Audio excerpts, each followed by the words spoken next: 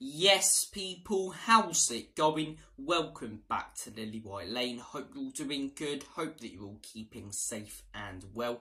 And I hope that you're all having a really good Thursday, wherever you are in the world and whatever you are planning to get up to today. And you are all very welcome along to your match preview as the international break does finally end. The football is back, the Premier League is back, and Tottenham Hotspur return this Sunday at 2 PM at the Lane as ange postecoglou's boys are set to take on Unai Emery'S Villians in what is going to be an absolute cracker of a football game. Edge of the seat stuff for Spurs fans, Villa fans and neutrals. It's going to be a great game. Two attacking teams with two great managers going at it. As much as Spurs have got some major injuries heading into this one, I can't wait. I hate the international break. What Dope actually thought it was a good idea to put 3 in the first 12 game weeks, and I'm glad that it is over. And we've got an absolute festival of football coming up now. I don't believe we've got another international break until next February or March or something like that. And look, the Christmas period is always one of the best times for football. It feels like there's a game every single day. It's great. It's absolutely great. But look, it's going to be a very, very tough one for Tottenham Hotspur this Sunday. No James Maddison, a huge miss again, as he will be the whole of December. No Mickey van den Ven, a huge miss, same as James Maddison, as he will be for the whole of the month, as I say. Udogie's a doubt. I saw that he took a little knock, as I say, and wasn't able to play for Italy. Vicario was ill, was not able to play for Italy. Hopefully he'll be back. We're also missing with Richarlison, obviously, for the next few weeks. No Solomon, no Perisic, just squad players. No Bissouma, as he got booked in the last game. We're missing a fair few players. Villa are missing a fair few players, but players that they've been able to deal with missing for the whole season. The likes of Buendia, Mings, who are good players, but they're not their most crucial. We're looking at some of our most crucial players missing heading into this game. Romero as well. How could I forget about him? So, look, it's going to be a very tough game for Tottenham Hotspur to navigate through, but there's no doubt in my mind that we're going to play the same style of football. We saw that against Wolves, we saw that against Chelsea. No matter the circumstances, no matter who we're missing, we're going to attack the opposition, we're going to press the opposition, and we're not going to park the bus and sit back. And despite us having all these injuries and it being a very risky game against a pacey defence with the likes of Diaby, Leon Bailey, Watkins up top, that still excites me because I know what I'm going to see from my team. I know I'm going to see my team attack. I know I'm going to see my team give it a go, which wasn't a guarantee and hasn't been for years under managers such as Jose Mourinho and Antonio Conte. So look, I'm looking forward to the game despite the injuries, but it's going to be a very, very tough one. In terms of how both teams have been doing this season, Tottenham Hotspur are currently sat 4th, as I say. Aston Villa are sat 5th, 1 point behind Tottenham Hotspur. What a season Aston Villa are having, by the way. We'll get onto them a bit more in a second. Tottenham have won 8 games this season. Aston Villa have won 8. Tottenham have drawn 2 this season. Aston Villa have drawn 1. And Aston Villa have lost 3. Tottenham Hotspur have lost 2. When you look at Aston Villa's 3 losses, though, Nottingham Forest away, one of the toughest away games in the Premier League, despite Forest's form. Yes, they're not the best team in the Premier League, far from it. But when you go to the City ground, it's such a tough game to navigate through. It's such a tough, ground to play your football at. And Nottingham Forest, it was a masterclass from Steve Cooper there. And then their other 2 losses, Anfield. No one's been to Anfield this season and got anything. Liverpool have been outstanding at home. And in Newcastle on the first game, as I say, a couple injury blows dealt to them early on in that game, played a high line, and Newcastle away's another one. Despite the form they're on, you go to St James's Park, there's a good chance, a good probability that you go there and come away with nothing. It's a very tough place to go to. I mean, look at some of the great performances they've put in this season. The 6-1 against Brighton was the one for me where, yes, they've been on good form before that. Yes, they've beaten teams like Chelsea, but when they beat Brighton 6-1, I was like, okay, Villa aren't messing about this season. They really aren't messing about. I thought they'd have a good season. Pre-season, I predicted them to finish 8th. But that game really showed to me that they could be serious contenders for top 4, let alone Europa League, And since then, they've been on absolute fire, especially at home. I'm very, very glad that this game isn't at Villa Park, because I really do think we could be battered like a haddock down the local chip shop if it was. Because at home, Villa have been outstanding. I think it's something such as 14 unbeaten or 14 wins in a row, something like that at Villa Park. They've got a ridiculous record at that ground, so I'm glad it's not there. But that Brighton 6-1 really opened my eyes to how good of a team Villa are. And, a lot of people said, they'd fall off with the European football juggling it. And, you know, you look at some other teams. Newcastle are struggling a little bit to juggle, you know, Champions League and Premier League. Brighton are struggling a little bit. They're not having as good a season. Aston Villa are doing just fine. They're actually doing better with European football. And that's also due to the brilliant signings that they made in the summer. I think Pau Torres is a fantastic defender. As I say, I think Diaby's brilliant. But one of the things that, you know, Emery'S done there as well is he's elevated the career of the likes of Watkins and Luiz, who, don't get me wrong, were good players before he joined, but he's turned them from good players into top players. He's turned them into really good players. Watkins is one of the best strikers right now in the Premier League. He's starting for England every couple of weeks. He's been absolutely brilliant. And Douglas Luiz, he had that streak of like 6 goals in 6 games or something. He's been ridiculous this season, holds that midfield together. And yeah, you know, it's going to be a very, very tough game, as I say. Since that Brighton 6-1, I mean, they were on good form before that, but, you know, they had the West Ham 4-1. They've just been destroying teams, picking them apart. 2-3-1s at home against Luton and Fulham, a couple of good away results in there as well. Villa have been very good. They've been very, very good this season, and it's going to be a tough game for Tottenham Hotspur to navigate through. In terms of Spurs' form coming into this game, we all know, we talk about it so much on this channel. We had a brilliant start to the season, as I say, playing some brilliant football. Got a couple of injuries, and since that Chelsea game, as I say, the last 2 games, we've still looked ourselves because we've still been trying to play the same football, but the quality hasn't been in there. The quality wasn't there when, you know, Maddison came off, Van de Ven came off, and Romero and Udogie got sent off against Chelsea. And the quality wasn't there without those 4 players against Wolves. And, you know, will the quality be there? That is my big worry heading into this Sunday's game, without those same players and a few other, you know, players missing who are squad players, important squad players, the likes of Richie, Solomon, Perisic, you know, barely any options on the wing. So, look, it'll be interesting to see the squad that Ange chooses. I think we're going to need that quality to get anything out of this game because, as I say, Villa, they've got their, pretty much, apart from a couple of injuries that they've dealt with all season, they've got their team that they've been playing with for most of the season. You know, they're playing fantastic football. They're settled into the way of playing the way that Unai Emery wants them to, and it's going to be a very, very tough game. In terms of the lineup, it's going to start off Vicario in goal, there's no doubt about it. It'd be one of Tottenham Hotspur's best players this season. We all bang on about Maddison, and rightly so. Maddison's brilliant. A little bit injury prone, but he's absolutely fantastic. Bordering on, if not world class. He really is one of the best attacking mids in the Premier League. But Vicario is arguably one of our best signings, if not our best signing in the summer as well. You know, when we signed this guy, we were all questioning it as Spurs fans because we thought we were opting for the cheaper option again by not signing Raya. But this guy's proved us all wrong. And, you know, came out and said he was the goalkeeper that he wanted and phoned Vicario and told him that. And, you know, in that Brentford game, he looked a little bit shaky. Didn't necessarily make any mistakes, but his distribution didn't look unbelievable. His shot stopping, maybe he could have done a little bit more about that second Brentford goal. But since then, the guy's been absolutely outstanding. He's made 1 or 2 top saves in every single game he's played in. You know, a few games, that Fulham game that we win 2-0. Maybe we don't end up winning that if that header from Paulinho goes in, and if that header from Paulinho goes in and he doesn't make that outstanding game. If he doesn't make that outstanding save, if you look back at that Arsenal 2-2 draw as well, that Jesus chance which was brilliantly saved by Vicario, and the Nketiah one at the near post. You know, he's made some massive, massive saves in big games that have kept us in those games or won us those games in the end. Yeah, he's been a very underappreciated signing. I know we all appreciate him, but we should be banging on about him as much as we should James Maddison. The guy's been absolutely outstanding, and no doubt about it, he starts in goal if he's fit. You know, we heard that he was a little bit ill for Italy's game. Fingers crossed that he's okay, as I say, because we don't want to be relying on Hugo Lloris, who clearly knows that we don't want him there and he doesn't want to be here, or Fraser Forster, who, as I say, trees fall quicker than that guy when he's going down to the ground. So look, hopefully Vicario is fit and ready to start, one of our best signings and best players. Back four's an interesting one. Udogie back. This is huge, not just for the defence, but for the midfield, as I say. We're going to need that little bit of creativity in the midfield. Udogie can invert in there and does often under Ange Postecoglou. It's crucial that we have him back. Obviously, Bissouma's a big miss. We'll get onto him when we get to the midfield in a second, but it's great to have him back.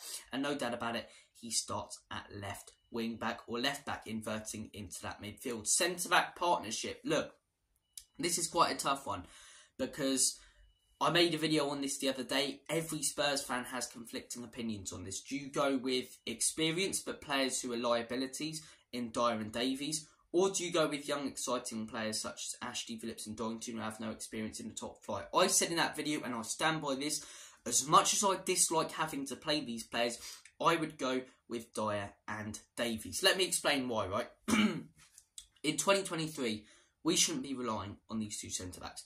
We shouldn't be. We should have, you know, we've had 22 windows with these two centre-backs where manager after manager hasn't wanted them. But they've got away with it and managed to stay at the club. We should have better options at centre-back. So if anyone's going to blame Ange for starting Eric Dyer or Ben Davies on the weekend, as I say, blame, you know, the ownership for not clearing these guys out when we found out about 2 transfer windows into the 22 we've had them, that they weren't good enough. And in my opinion, the reason they should start is because I think it's a huge risk putting Ashley, Phillips and Dorrington into this game. There's also, you know, a thing about Ashley Phillips I saw the other day. Will he be fully fit to even start? I saw that he picked up a little injury, went off and went down in the youth game, the under-21s earlier in the week. So hopefully he's okay, I have to say, because we may need him if one of Dyer or Davies get injured. But for me, playing the 2 youth players, look, would it be exciting? Yes. But would it be so dangerous? Yes. And let's say, you know, Villa play their top team, Watkins, Diaby, Bailey, they slaughter our centre-back partnership. All the confidence that those 2 lads are building up is out the window. I've seen a lot of people come out with a statement that Ange Postecoglou is afraid to play young players. I will rubbish that right now, because why is he starting players like Udogie, Van den Ven, you know, Brennan Johnson when they're fully fit, Papi Matasar week in, week out? It's not that. He's afraid, just like former managers were, to play players that aren't ready. And clearly in his eyes, these 2 young lads aren't ready. So if we were to chuck him in a game like this, well, we could potentially lose with that centre-back partnership by about 4 or 5. Their confidence would be completely out the window, and their development, as I say, will go in the wrong trajectory. It will go in a downward trajectory instead of an upward one, which is the one we want it to go in. So for me, I dislike it. I dislike the prospect of it, but I think we should start Dyer and Davies. If anyone wants to blame Ange for that, as I say, blame the ownership for not, you know, backing manager after manager with better centre-backs when they've wanted it for 22 transfer windows. So look, that's the centre-back partnership in my opinion, but you know, that's my opinion. Other people have different ones and start in the youth, but whichever centre-back partnership Ange Postecoglou picks, I will back him. It's the manager's choice. I don't want to go down that same road as a fan, and I'm sure most of the fan base don't want to go down that same road of blaming a manager and calling him out for his decision. So whichever centre-back partnership Ange picks, I will back him on. But for me, it should be Dyer and Davies, as much as I dislike the 2. Right back, Emerson Royal or Pedro Porro? I think it has to be Pedro Porro. I'll lay off Emerson a little because he was, you know, being played out of position in that Wolves game, but he was horrendous. Compared to Porro, who was one of our best players, you know, who created that first goal, who was bombing down that right, creating chances. He was our one creative outlet in that game, Porro. He was absolutely fantastic.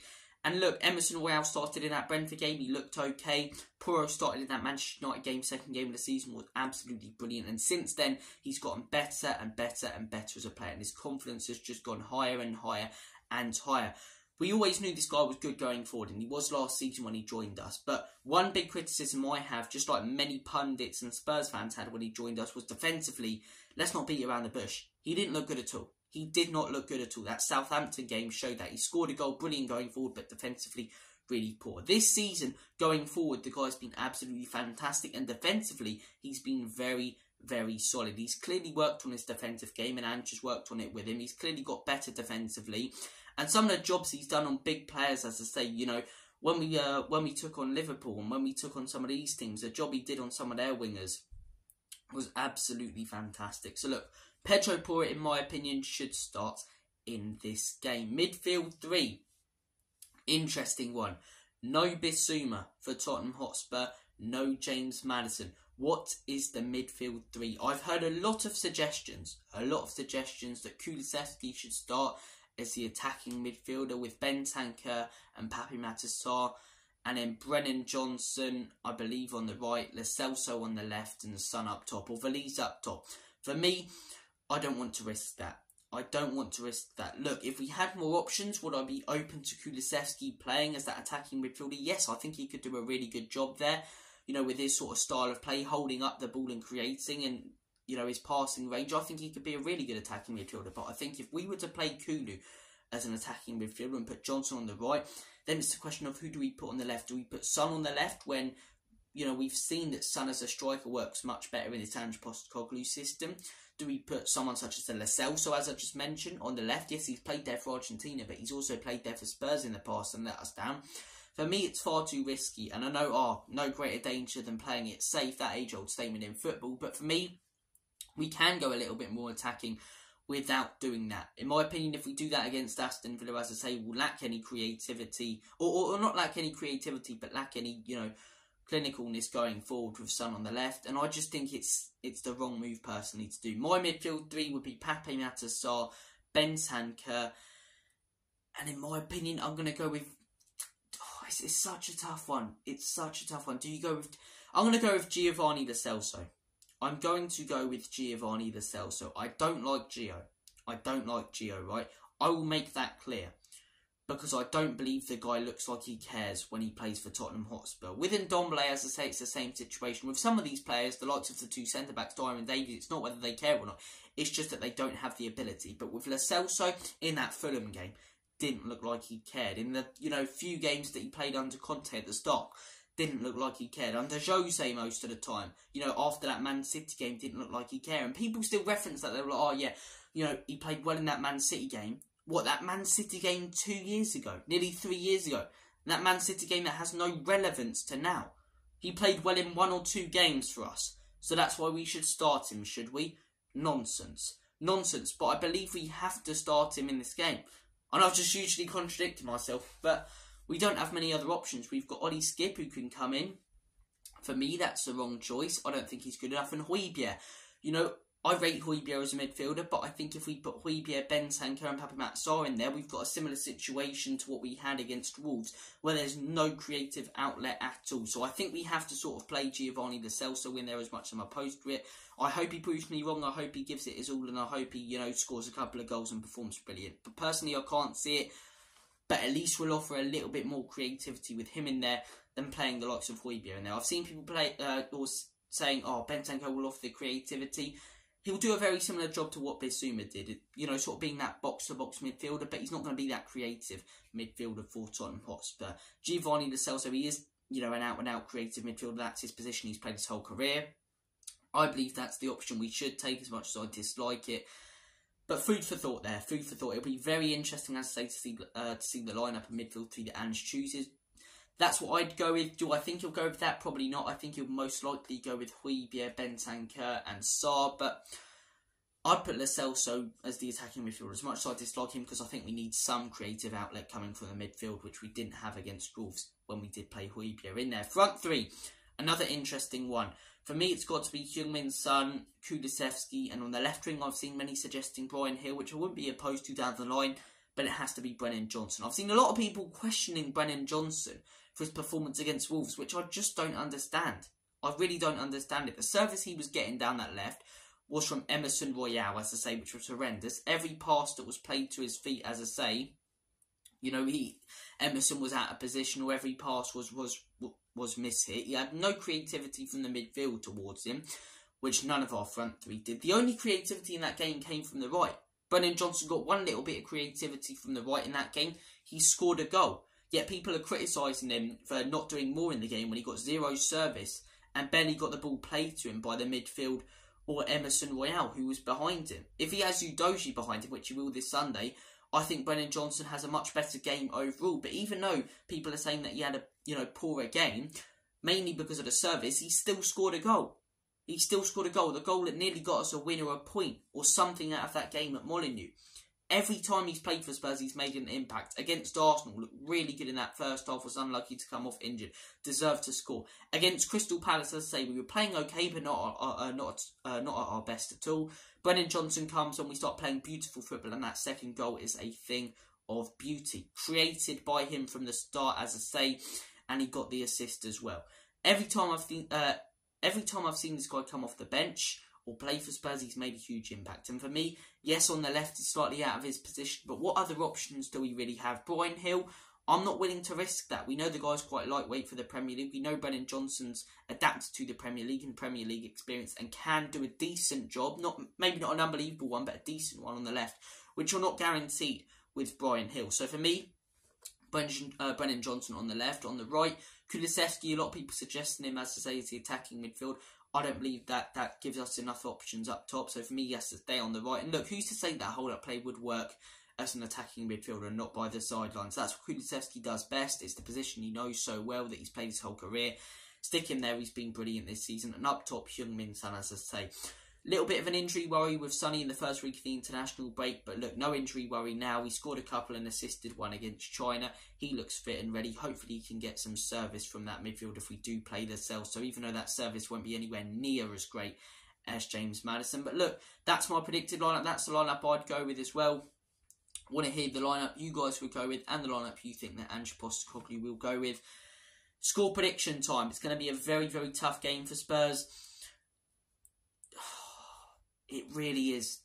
I'm worried about this one, guys. I've got to be 100% honest with you. I think we'll score because I think we look like scoring in every single game.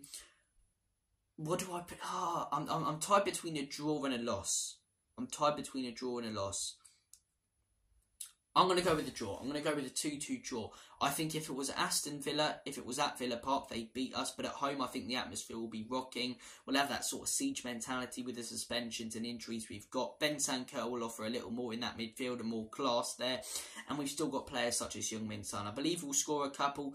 I believe our centre-backs, whoever plays, whether it be the youth or Eric Dyer or Ben Davies, will let us down a couple of times, as I say, and we'll concede a couple. And I think we could be exposed defensively by the pace of Diaby and Leon Bailey, and Watkins obviously being the clinical finisher that he has been this season. That's my score prediction. I'm going to go with a 2-2, and I think that's a good result. You know, with all the injuries and suspensions, I think that's a good result.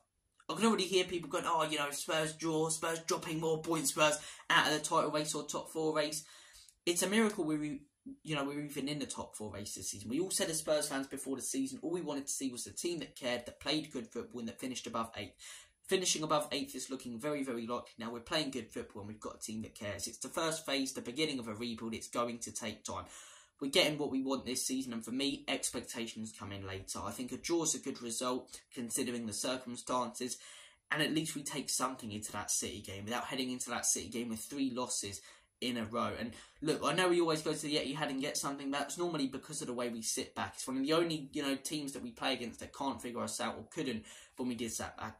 It's going to be a very, very different game. I know they've got a few injuries. Potentially Haaland could be out, but I still think, as I say, playing the attacking football that we are with the players that we're missing, no matter what, we will probably lose that. We will probably lose that, probably by a few. So we need to get something at this Aston Villa game. 2-2 is my score prediction. I'm going to go with a Heung-min Son stunner for the first goal, a similar goal to what he scored against Arsenal. I think Spurs take an early lead at home. I think Villa equalise towards the end of the first half. Diaby, I'm going to say, outpaces us, as I say. I'm going to say Ollie Watkins scores, towards the middle of the second half. I'm going to say around the 80th minute, Tottenham Hotspur score a equaliser. Tottenham Hotspur make it 2-2. I'm going to say it's a corner, and I'm going to say that Eric Dyer scores. I'm going to say that Eric Dyer scores from a corner. Very random prediction, but that's what I'm going with. 2-2. Desmond 2-2. Thank you guys for watching this video. Take care of yourselves. All the best. Comment down below your predicted lineup, the lineup you want, and your score prediction, and all your thoughts and opinions heading into this massive game. Take care of yourselves. All the best, and as always, Comedy Spurs. In Big Ange we trust. Enoch and Levy out.